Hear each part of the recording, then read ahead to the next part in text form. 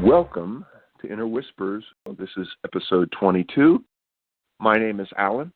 I'm a host of the show.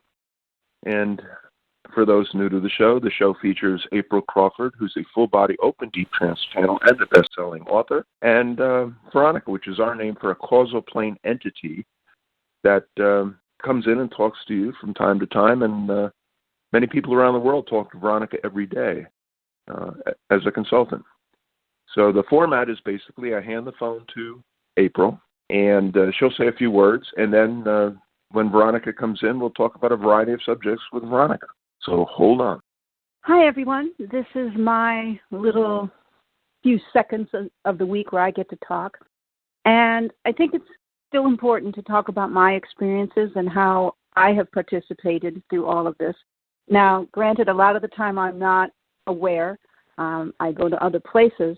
But there was a time back in 2001, I believe, and everybody knows what happened on 9/11 in that year. And about 2 or 3 days before that, Alan and I would channel, like every Saturday night we would do some exploration and do some channeling and see what would be going on. And on that particular night, I found it hard to get into trance. I found it hard to let go. And at first I thought, well, maybe it's just I'm not in the mood, but I've always been in the mood. I've always been able to do it immediately. And so I went into the meditation to go out into it, and I started feeling all kinds of weird things. And Alan could sense that. So he started to ask me questions as I was going out. And I said something like, there's a haze all over everything, and this isn't good. There's something bad going on. And Alan, of course, queried a little further and said, well, what are you seeing? And he said, well, maybe there's something going on in your family. Maybe there's an event coming up. Maybe there's a family member who's going to be sick or crossing over or something. He said, so where is the haze? Is it over your family? And I remember looking him right in the eye, and I said, no, it's all over the world.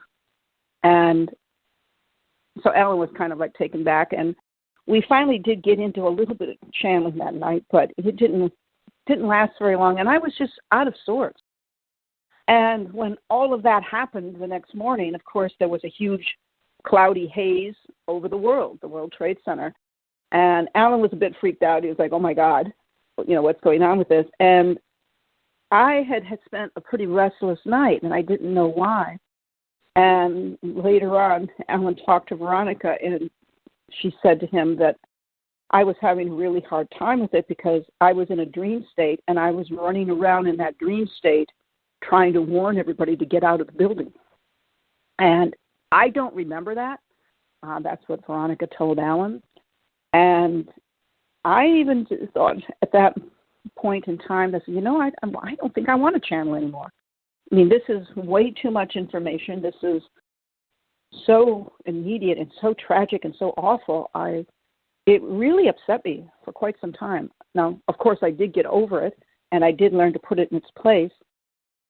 And I know that, like VERONICA and the other energies, they're usually not predicting, but I think that the energy force of this was so overpowering that it sort of pushed the energy, and it was a really different experience for me.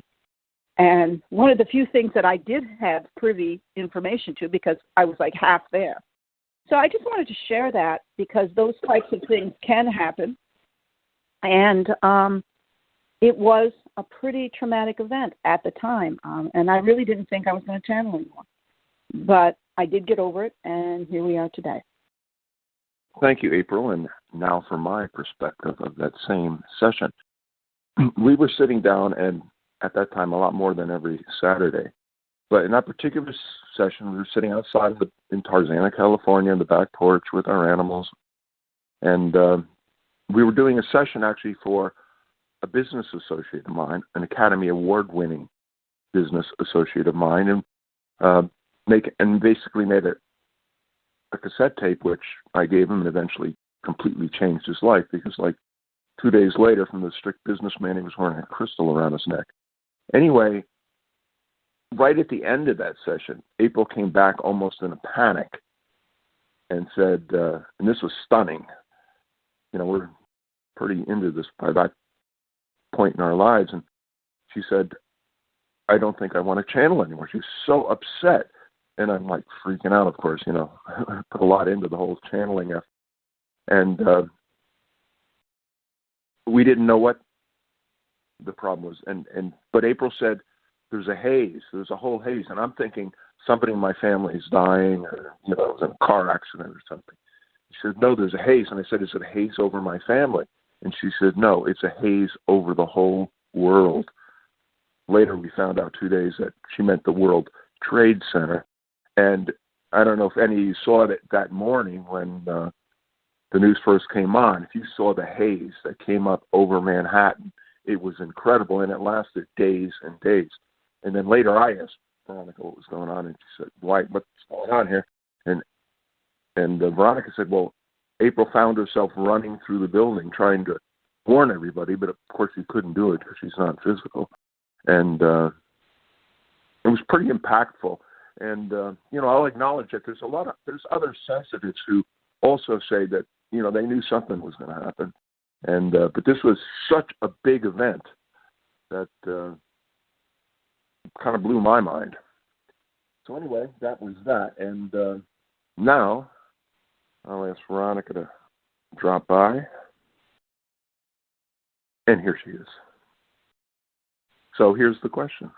I was just enjoying Veronica's, arrival. She just had some coffee. Oh, this is from Karen, and she has a couple of questions, but the main one is, could Veronica please elaborate on source and source entities? Well, I guess she did that last week. Forget that. That's too early. Hold it. I'm running through the comments. This is the question I was hoping for. This is from Maria. What is the difference between soul and the source? Good day, everyone. It is Veronica. So what is the difference between soul and source? Well, source is where the soul comes from. Sort of like the parent, the mother, the father. And the soul is an aspect of the source. So that is how it sort of works out each time, that the soul is a product of the source energy, and from there, the experience and the mentorship that the source can give is all in place. Thank you, Veronica. I have to find my place on this iPhone again. This is a question which, first of all, I want to say I appreciate, and we appreciate all questions. There's no dumb questions. However, as a business guy and, more of an intellect type than an emotion type, I point out this is an example of what I call opinions stated as fact. Opinions stated as fact. And then two questions that contradict the opinion stated as fact. So the statement is, in the beginning, there was God, capital G, and God created everything. My questions are, what was there before God? And who created God? Well, in your culture, the term God is an all-encompassing kind of monotheism kind of person who created everything. Now, we'd say that it was more of a cooperative and a collective, and it is only because of those in linear who might be of a religious point of view, term it as God, because it's a little easier to take it all in. If you say, okay, well, there's God and God did this, and you point out all the things that God has done. But there is much more than just one God, so to speak. There are multiple energies that were in a cooperative collective that created the atmosphere for all that is. A God energy, it was created by the intersection of vibration. Sort of like we think in your culture, they call it the Big Bang that happened. And it wasn't really a bang. It was an intersection of energy that became conscious.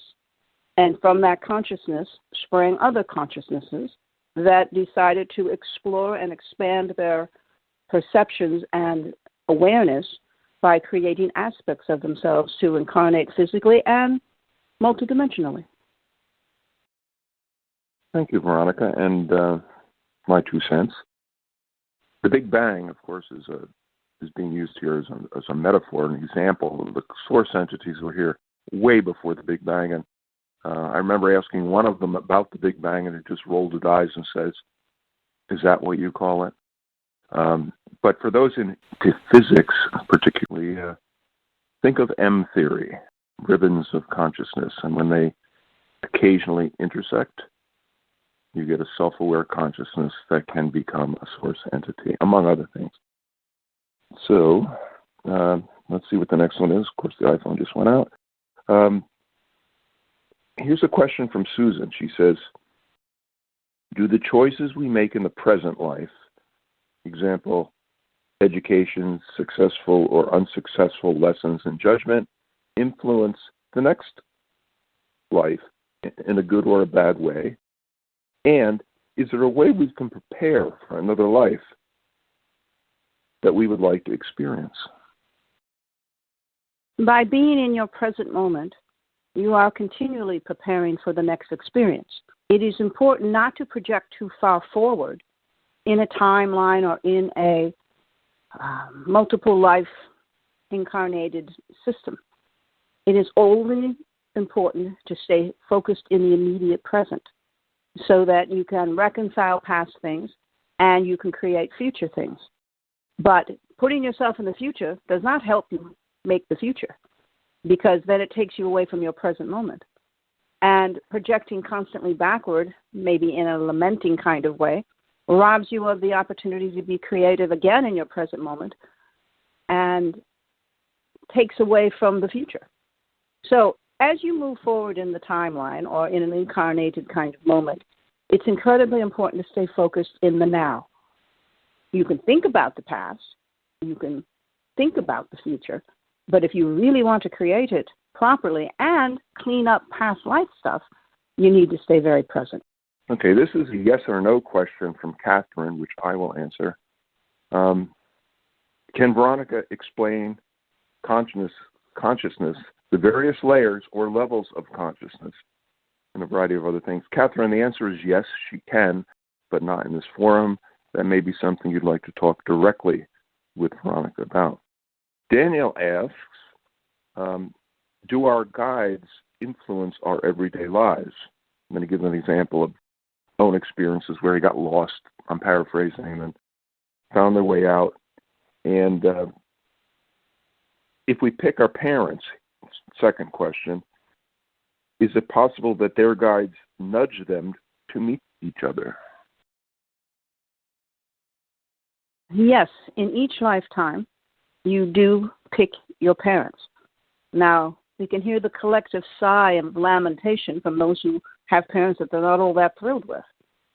But perhaps you pick them so that you could help them, and they simply abdicated. Or you pick them because maybe you had a past life moment that you wish to reconcile. Just because you pick your parents and there's a pre-life agreement of what you're going to do doesn't mean it's all going to unfold and transact itself. Abdication is an option. So you could have full plan to participate with someone, not just necessarily a parent, and they decide to abdicate. Now that can be very devastating, but sometimes when an energy is not fully aware or fully engaging in the life, or they just playing what we call chicken out, it doesn't mean that you can't reconcile it at some future date. So we'd say picking your parents is a very important thing.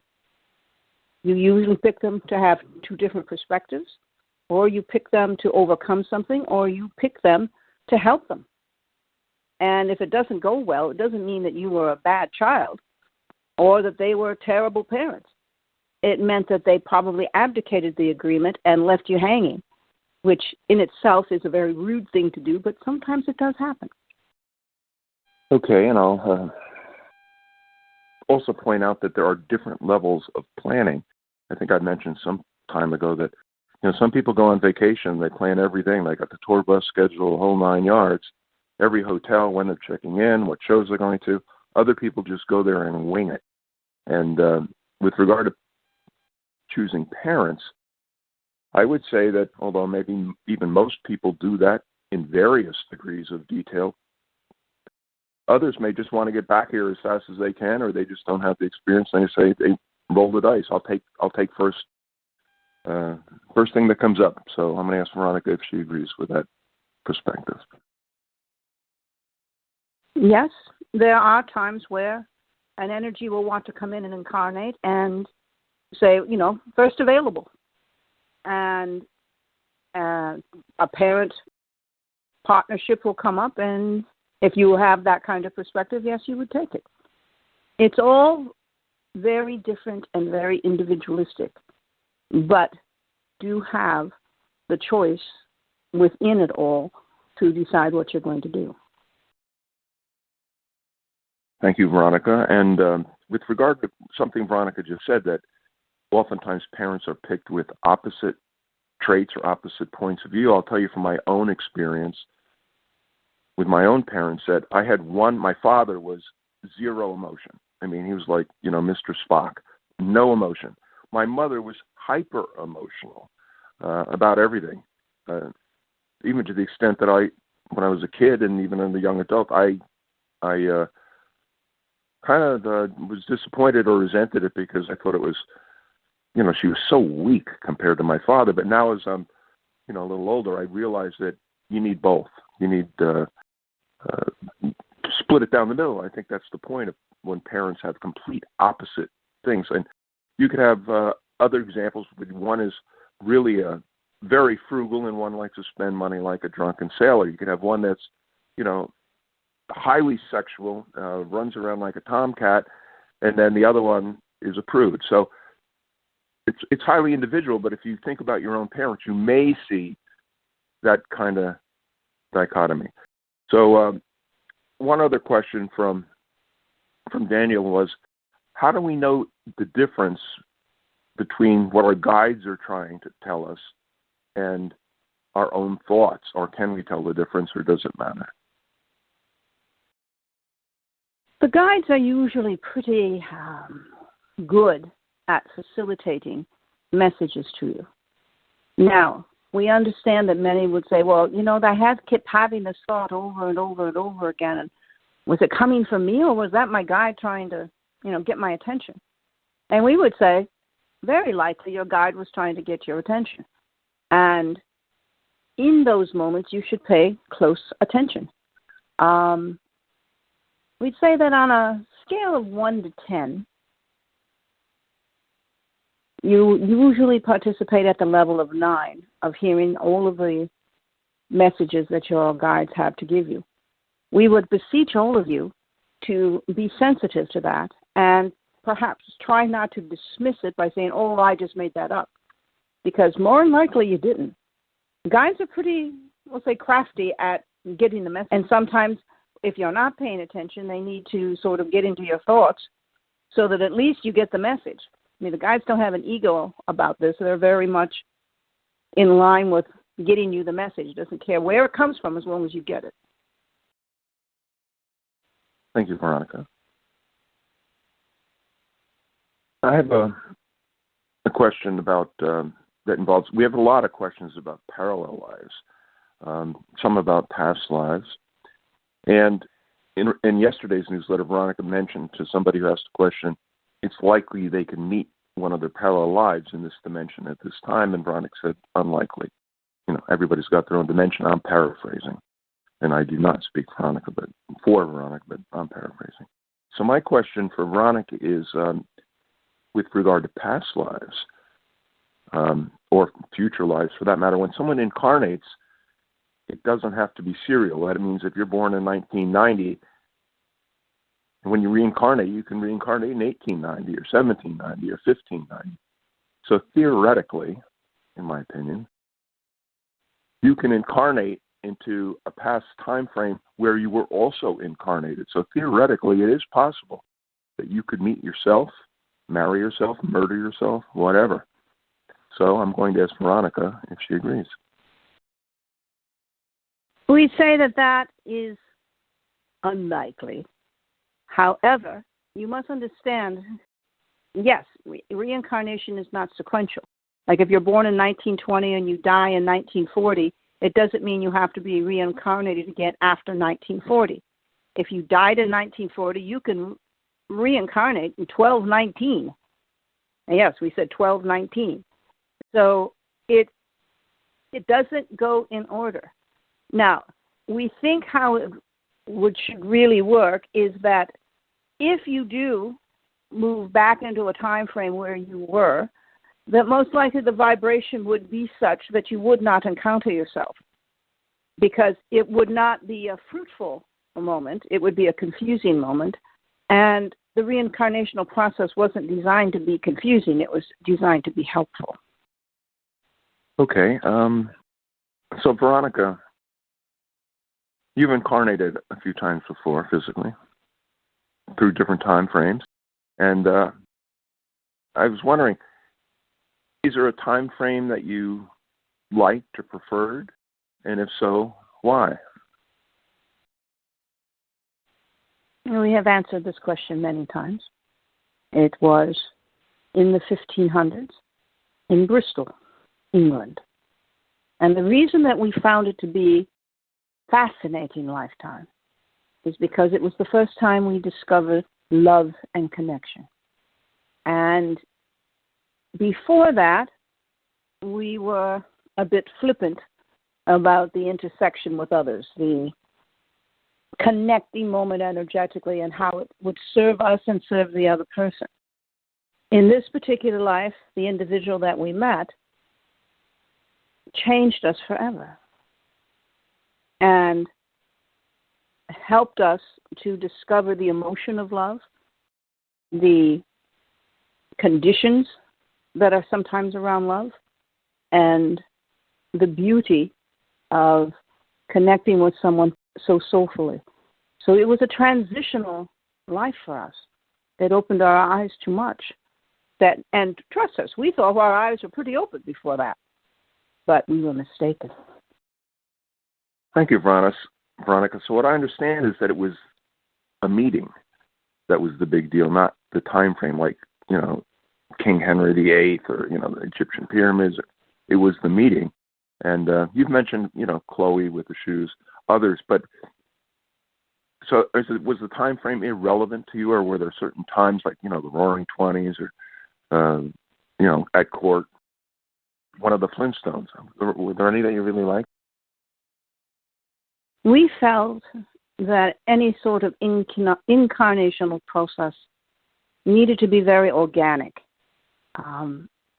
And some time frames are not organic. Some time frames are very technical and cold. So we preferred in our reincarnational process to often be in earlier times or times where there is less technology, because the organic moment of making your own food, of growing your own food, of creating your own home and maintaining that home and creating a family within that home, all very organic. In faster-paced cultures or very technology-based cultures, some of that is lost in the shuffle. So you asked us our preference. Our preference is an organic experience, because if you're going to be linear and in the physical, it should be as physical and as pure physically as possible, without all the extra accoutrements attached to it. Thank you, Veronica. And before we get to your message to the world, I'll just mention we're not going to talk about walk-ins right now. It's a highly complex subject, often completely misused, but see the movie Heaven Can Wait with Warren Beatty, you'll get an idea.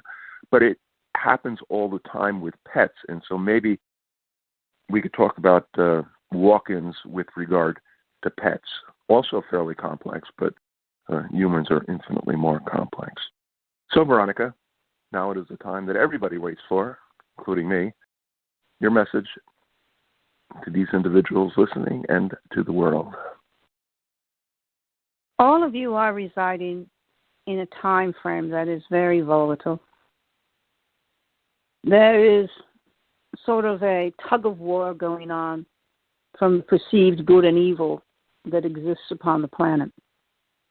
And if anyone's ever played the game tug of war as a child or a young adult, you realize how it's a team effort. You can't have just one fellow, even if it's a brute force fellow, can't hold his ground with 10 other people pulling on the other side. So we'd say it's really important for all of you to decide that being in the reality is a beautiful thing. And yeah, there's a push and pull going on all the time. But if you decide to participate in the push and pull, then you need to do it as a team effort and create the atmosphere of camaraderie between you and others. Every day, wake up and look around you and see the beauty of other energies and the beauty of your own energy as it intersects with them. And decide that you're going to participate in that beauty. Now, we realize you all have to get up, go to work. There's a million things that need to be done linearly every day. But on your commute, let's say you take a train to work and you have 35 minutes of time where you can just sit and be with yourself. Don't sit and play on your phone. Don't look aimlessly out the window. Go internal. Take the time to really embrace your own energy and decide that your energy is going to have a camaraderie feeling with others. And bring that forward. You live in a very distracting culture.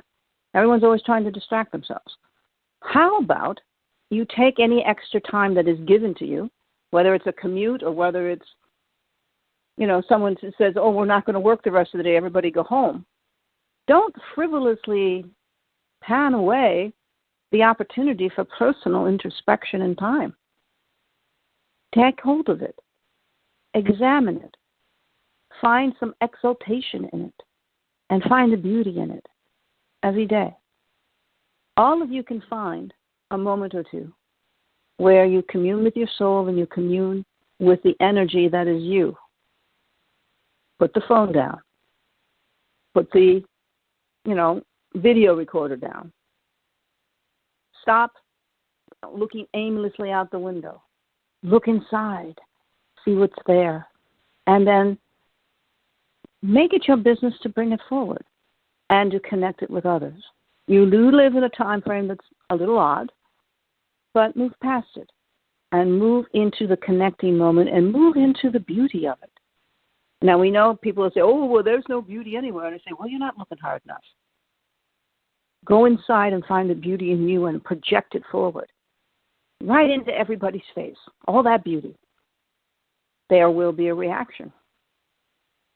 Then maybe they will start to project their beauty forward too. It takes one person to start a ripple effect. We've talked about that many times. So decide that you're going to have an organic moment and that you're going to find the beauty in everything. Someone has to start looking for the beauty. Why not you? Thank you, Veronica. As I'm apt to say, that concludes the interesting part of the show. If you want to find out more about April Crawford or how to talk to Veronica directly, you can do so at aprilcrawford.com. You could do so, search April Crawford on Amazon. And if you want to see Veronica speaking on YouTube, there's 2 series. Just search either April Crawford or Inner Whispers TV. The earlier ones are 10 minutes. The Inner Whispers TV are 3 minutes. Thank you, and we can't wait to see you again